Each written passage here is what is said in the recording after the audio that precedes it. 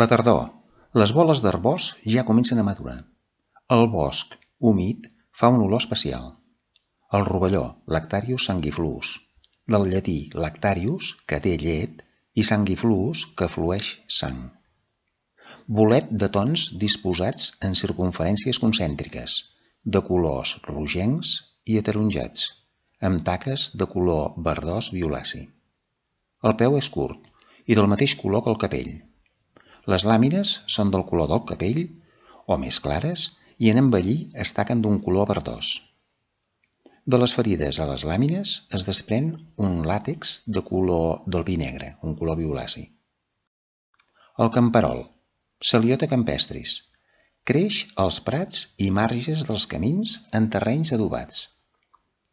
Bolet amb el capell de color blanc amb esquames, restes del vel de color marró blanquinós de diferents tonalitats. El marge presenta de jove restes del vel que l'embolcallava en néixer.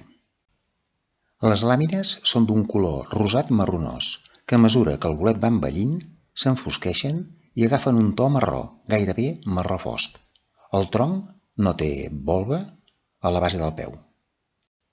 L'apagallums, Macrolepiota procera.